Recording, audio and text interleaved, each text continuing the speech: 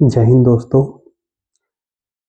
मैं अतुल चौधरी स्वागत करता हूं आपके अपने परिवार स्टडी विद अतुल चौधरी में। जैसे कि दोस्तों आप जानते हैं यूपीएसआई की वैकेंसी आ चुकी हैं और बहुत जल्द नोटिफिकेशन भी रिलीज हो जाएगा। हम जानते हैं यूपीएसआई की 4543 पोस्ट 2025 में आने वाली है और क्या एक बेस्ट स्ट्रेटजी हो सकती है, क्या सब्जेक्ट्स रहेंगे और 2021 और 2017 में जो पेपर हुए थे उनकी क्या मेरिट रही होंगी, उनको भी साथ में एनालाइज करेंगे और आने वाले 6 मंथ में हमारी क्या स्ट्रेटजी जो बेस्ट स्ट्रेटजी हो सकती है हम उसको भी देखने वाले हैं। दोस्तों अगर हम बात करें 2025 यूपीएसआई में 4543 पद है, जैसे कि आप जानते ही हैं पद ज़्यादा नहीं है। 2021 में बात करें 9000 प्लस वैकेंसीज थी, तो इस बार कंपटीशन भी बड़ा होने वाला है। साथ में 3 साल की एज रिलैक्सेशन भी गवर्नमेंट ने दे दिया है, तो जो सीनियर्स बच्चे होंगे वो भी इस टाइम कूदने वाले हैं। और सबसे बड़ी बात ये रहेगी, अब हम बात अगर करें तो क्या क्या चीज़ें हमें करनी रहेंगी, किस टाइम पे क्या सही रहेगा।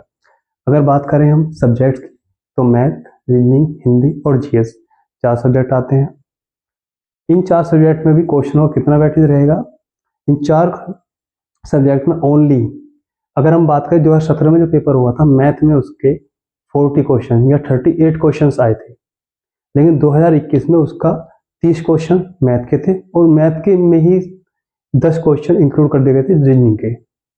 ऐसे ही सेम रहा जीएस के 40 क्वेश्चन, हिंदी के 40 क्वेश्चन और रीजनिंग के 40 क्वेश्चन, कुल मिला के 160 क्वेश्चन है और आपका 400 मार्क्स है, जिसमें 2.5 मार्क्स का एक क्वेश्चन होने वाला है आपका। तो आपको एक तो इनके लिए सब कुछ छोड़ छाड़ के मेहनत कर देनी है अच्छे से। प्लस अगर हम बात करें कि 2017 और 2021 में कितने नंबरों पे क्या मेरिट लगी थी, क्या मेरिट एनालाइज रहेगा, तो भाई मैं बात करना चाहूँगा 2021 में अगर हम जनरल की बात करें तो 316.1 पर जनरल की मेरिट गई थी और अगर गर्ल्स कैटेगरी की बात करें तो 296.5 पर गर्ल्स कैटेगरी की मेरिट गई थी जनरल की। ऐसे अगर हम 2017 की जनरल की बात करें 2017 में 252.4 पर, मात्र 252.4 पर मेरिट गई थी जनरल की।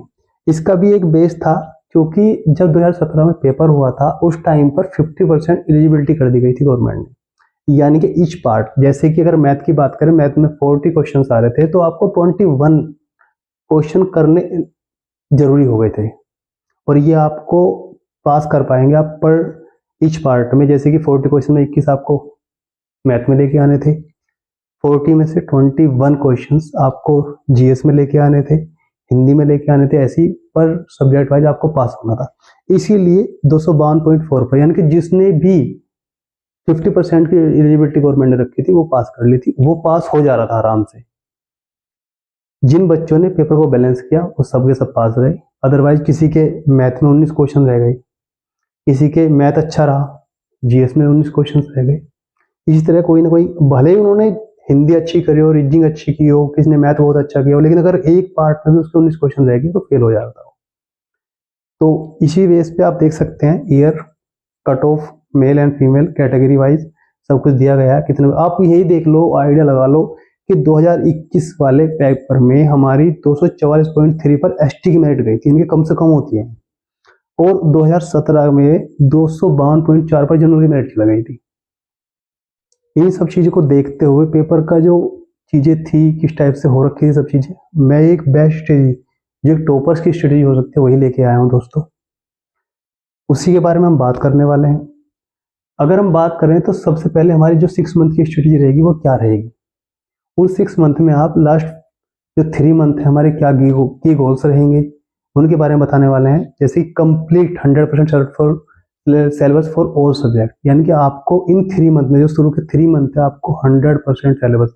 आई नो कि 100% सिलेबस कभी कंप्लीट नहीं होता, तो कुछ चीज़ें हम मॉक देके कंप्लीट करते हैं, कुछ एनालाइज करके कंप्लीट करते हैं, तो धीरे धीरे हो जाता है। लेकिन आप फिर भी कोशिश करो कि आप 100% तो नहीं लेकिन काफ़ी हद तक आप सिलेबस को कंप्लीट कर लें। जैसे कि हिस्ट्री को आप पढ़ लीजिए, ज्योग्राफी, पॉलिटी, इकोनॉमिक्स, इकोलॉजी, आपका यूपी कल्चर, मैथ, आपका रीजनिंग, आपका हिंदी, और हिंदी में हिंदी साहित्य पर थोड़ा ज़्यादा ध्यान देना है, क्योंकि वहीं से कोई ना कोई ऐसी रचना आ जाती है जो निकल जाता है क्वेश्चन। इन्हीं चीज़ों को लेके तो फर्स्ट हमारा यही था, आप 100% इनको कंप्लीट कीजिए फर्स्ट 3 मंथ में।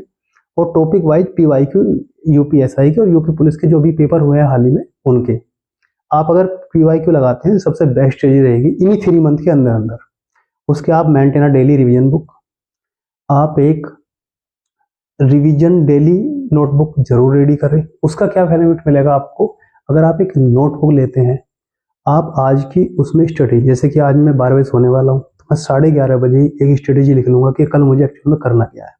आपने देखा होगा जितने भी टॉपर्स बनते हैं उन्हें कल का शेड्यूल पता होता है। ये जितने भी अधिकारी आज प्रेजेंट में काम कर रहे हैं प्रशासन में, उनको पता होता है कि उनकी कहाँ पे कल कौन सी मीटिंग है, कि उन्हें किस टाइम तक क्या चीज़ें करनी है, उनको पहले शेड्यूल बना होता है। आप भी ये चीज़ें सीख लीजिए। अगर आप इन चीज़ों को सीख लेंगे, अगर आपको पता होगा कल मुझे ये पढ़ना है, लेट देम आपको कल मैथ पढ़ना है, आप अच्छे अच्छे से मैथ पढ़िए। 2.5 घंटा आपको मैथ को देना है, 2 घंटे GS को देना है, आपको पता रहेगा कल आपका शेड्यूल क्या है। उसी के हिसाब से मैंने कोई ज़्यादा हार्ड चैलेंज भी नहीं रखा आपके लिए। आपका डेली रूटीन एक छोटा सा बांधने की कोशिश की है बस, जिसमें कोई ज़्यादा हार्ड चैलेंज भी नहीं है ये। और ये रूटीन रहेगा आपका, जैसे कि मैथ है, मैथ में आप 2.5 आवर, 2.5 घंटा कोई ज़्यादा नहीं होता, जब आप निकालने बैठेंगे तो बहुत इजीली हो जाएगा। आप जैसे GS है, GS को पर डे 1.5 घंटा दीजिए, हिंदी को 1 घंटा, क्योंकि आप जो है व्याकरण कर लेंगे आराम से। साहित्यिक हिंदी में थोड़ी दिक्कत आ सकती है, या रस छंद अलंकार वगैरह जो संबंधित क्वेश्चन होते हैं उनमें थोड़ी दिक्कत आ जाती है कई बार, तो आप इसको कर लेंगे। तो 1 घंटा अगर हम पर डे के हिसाब से दें तो हमारे पास 3 मंथ है। 3 मंथ का मतलब है 90 दिन। इतने टॉपिक्स भी नहीं है, आप फिर भी आराम से कर लेंगे। उसके बाद बात आती है रीजनिंग की, आप रीजनिंग को 1.5 घंटा दीजिए। टोटली जो है 6.5 आवर का ये आपका चैलेंज रहेगा। इस 6.5 आवर आपको लग रहा होगा कि ये बहुत छोटा है टारगेट, कि भैया 6 घंटे 6.5 घंटे तो हम डेली वैसे ही पढ़ लेते हैं, यही हम कमी कर लेते हैं दोस्त। मैंने केवल 6.5 घंटे कुछ नया पढ़ने के लिए कहा, आपने फर्स्ट डे 6.5 घंटे पढ़ा, आप नेक्स्ट डे जैसे ही इस 6.5 घंटे आपको नहीं पढ़ेंगे, लेकिन फिर इनका रिविजन भी तो है भाई। ये 6.5 घंटे ही आपके कब 18 से 20 घंटों में बदल गए आपको पता भी नहीं रहेगा। धीरे धीरे सिलेबस का बर्डन होता जाएगा, धीरे धीरे आप उनको रिविजन करते जाएंगे। तो ये एक बेस्ट चीज हो सकती थी, वो मैं आपको बता रहा था। और साथ में हम अपने आप को कैसे एनालाइज करेंगे कि हमने कितना पढ़ लिया कितना नहीं पढ़ लिया, उसी को देखते हुए उसी को सोचते हुए मैं अब नेक्स्ट एक ग्राफ देने वाला हूं, जिसमें हमें क्या क्या चीजें करनी पड़ेगी उसको देख लीजिए आप। हमारा जो पहला स्टेप है, फर्स्ट स्टेप हमारा होना चाहिए क्लासेस। हमें जितनी भी क्लासेस कोई यूट्यूब से देख रहा है या अपने कोई नोट्स रिवीजन कर रहा है, उनको इन क्लासेस का रिवीजन साथ के साथ हम करें। साथ में चैप्टर वाइज PYQ दें। जैसे कि लेट दें, हमने कोई हिस्ट्री में ही एक चैप्टर पढ़ा, हमने मुगल पढ़े, सिंधु घाटी सभ्यता पढ़ी। अब एंशिएंट की बात करूँ मैं, एंशिएंट के बाद हमने जो है मिडाइवल पढ़ा या नेशनल। हम कोई जो टॉपिक पढ़ रहे हैं, कोई भी चैप्टर पढ़ रहे हैं, साथ के साथ ही उसका रिवीजन करें और साथ ही उस चैप्टर से PYQ दें। Chapter wise PYQ text book पर अच्छे तरीके से उपलब्ध है, आप वहां से भी इसका दे सकते हैं। साथ में जो है टॉपिक वाइज टेस्ट और क्विज, आपने कोई भी टाइप टॉपिक पढ़ रहे हैं उसका भी साथ के साथ ही चैप्टर वाइज भी दिए, टॉपिक वाइज क्विज भी दीजिए दीजिएगा साथ साथ। साथ में स्टेप अगर 5 की बात करें, वीकली टेस्ट, या तो आप संडे में या जिस भी दिन आपको लगता है कि इस दिन मेरे को देना चाहिए, आप एक बार उसी टॉपिक का वीकली मॉक टेस्ट जरूर दें। ये सबसे इम्पोर्टेंट है। अब हम ये सब तो दे रहे हैं, लेकिन हमें एक्चुअल में पता कैसे लगेगा कि जो टेस्ट हम दे रहे हैं उनमें हम कहाँ तक पहुंचे कहाँ तक नहीं पहुंचे।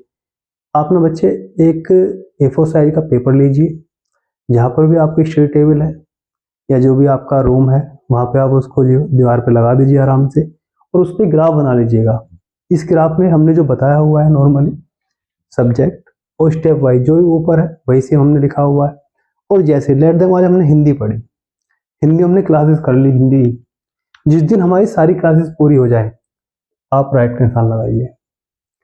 GK की जिस दिन हमारी सारी क्लासेस पूरी हो जाए, मैथ की हो जाए, रीजनिंग की हो जाए, आप इनको डायरेक्ट राइट का निशान करते जाइए। ऐसे डिवीजन साथ के साथ ही हमें फिर इनका रिवीजन कर रहे हैं, आप टिक लगाइए फटाक से, तो हमें हमारे माइंड को पता रहेगा।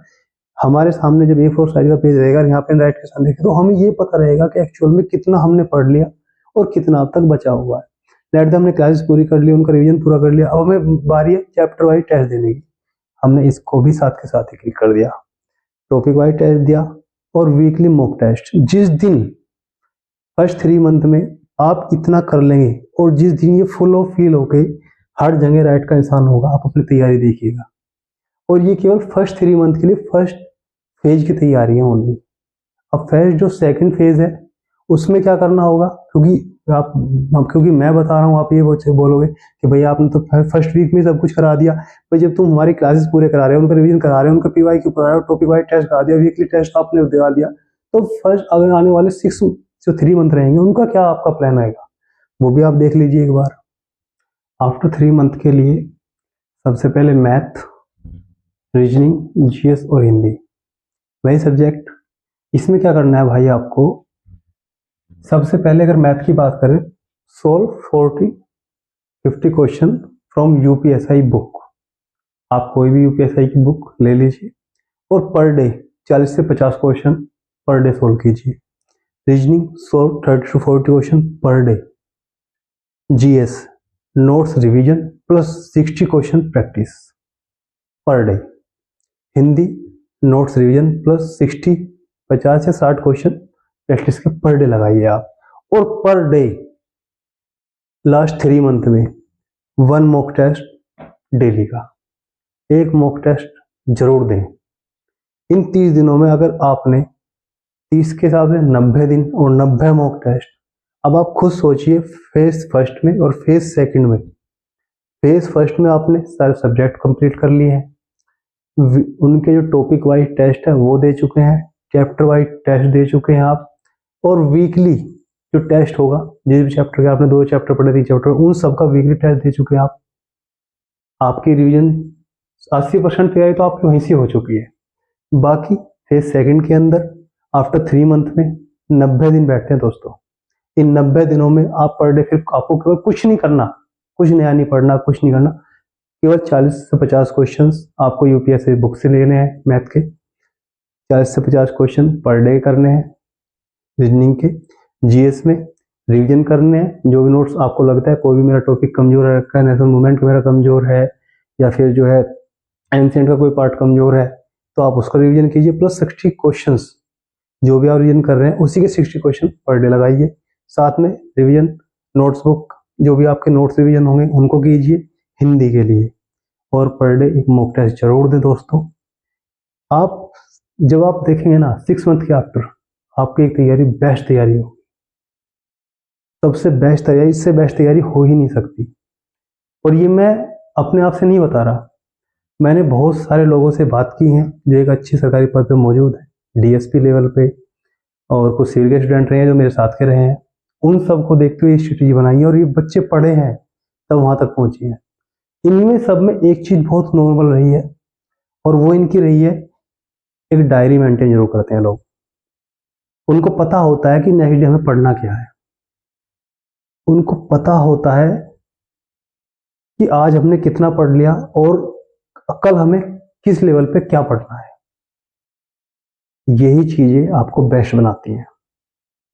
आज से आप अपनी तैयारी स्टार्ट कीजिए, और साथ के साथ ही मैं आने वाले कुछ दिनों में मैथ, क्योंकि ज़्यादातर बच्चों को इशू रहता है कि मैथ में क्या दिक्कत हो रही है, क्या प्रॉब्लम्स हो रही हैं, उनके लिए भी एक वीडियो लेके आने वाला हूँ कि मैथ के टॉपिक्स कवर नहीं हो रहे, उस मैथ की क्या स्ट्रेटेजी रहेगी जो अच्छी तरीके से हमारा मैथ हो जाए। तो उसका भी मैं एक इंडेक्स दूंगा, और साथ में किस तरीके से कौन कौन चैप्टर को कितना टाइम देना चाहिए वो भी सब चीज़ें बताने वाला। ठीक है, जय हिंद दोस्तों, मिलते हैं बहुत जल्द अगली वीडियो के साथ। जय हिंद।